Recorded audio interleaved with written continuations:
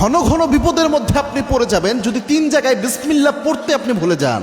মনে রাখবেন বিসমিল্লাহ তো এমনিই বরকতময় এবং বিসমিল্লাহ ছাড়া উচিত না কোনো ভালো কাজের শুরুতেই, তবুও 3 জায়গায় মিনিমাম বিসমিল্লাহ ছাড়বেন না। আর অন্য জায়গায় মিস্টেক হয়ে গেলেও ওটা আল্লাহর কাছে মাপ চেয়ে নেবেন, বা মনের অজান্তে হয়ে গেছে, তবে 3 জায়গায় সব সময় চেষ্টা করবেন বিসমিল্লাহ পড়ার জন্য। তার মধ্যে 1 নাম্বার হচ্ছে বাথরুমে ঢোকার শুরুতে বিসমিল্লাহ পড়া।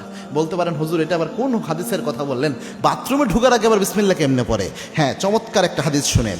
আল্লাহর হাবিব সাল্লাল্লাহু আলাইহি ওয়াসাল্লাম জানিয়েছেন বাথরুমে প্রবেশের শুরুতে যদি আপনি পড়েন আল্লাহুম্মা ইন্নী আউযু বিকা মিনাল খুবসি ওয়াল খাবায়েস, শুধু এই দোয়া যদি আপনি পড়েন, দুষ্ট জিন ইবলিস শয়তান আপনাকে দেখতে পারবে কিন্তু আপনার কোনো ক্ষতি সে করতে পারবে না।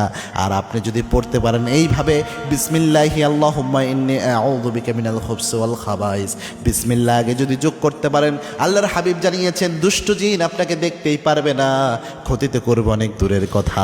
আল্লাহু আকবার, দুষ্ট জিন আপনাকে দেখতেই পারবে না, ক্ষতি করবে কই থেকে? এজন্য বিসমিল্লাহ লাগাইয়া বাথরুমে প্রবেশের দোয়াটা পড়বেন।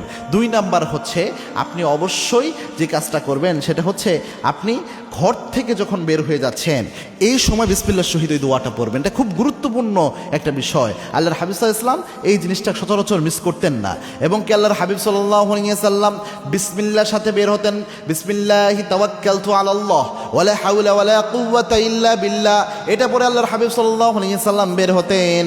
আল্লাহর হাবিব সাল্লাল্লাহু আলাইহি ওয়াসাল্লামের সাহাবে একরাম অবশ্যই এই দোয়াটা পড়তেন। এই দোয়াটা খুব গুরুত্বপূর্ণ এবং চমৎকার একটি দোয়া, এই দোয়াটার জন্য মিস করবেন না। 3 নাম্বার হচ্ছে খাবার পরিবেশন করবেন, খাবার ঢেকে রাখবেন, খাবার খাবেন, যাই করেন বিসমিল্লাহ পড়েন। খাবার রান্না করবেন, এর শুরুতে বিসমিল্লাহ পড়েন। চাউলটা পাতিলের মধ্যে দিবেন, এর শুরুতে বিসমিল্লাহ পড়েন। এই যে রিজিকের আপনি খাবার ব্যবস্থা করছেন, এর শুরুতে বিসমিল্লাহর বরকত যে কত বেশি কল্পনা করতে পারবেন না আপনি। মনে করেন বরকত আল্লাহর পক্ষ থেকে আসে, আপনি কোটি টাকা কামাই অনেক সময় বরকত পাবেন না যদি আল্লাহ বরকত না দেয়। এই জন্য বিসমিল্লাহ বরকত থাকে।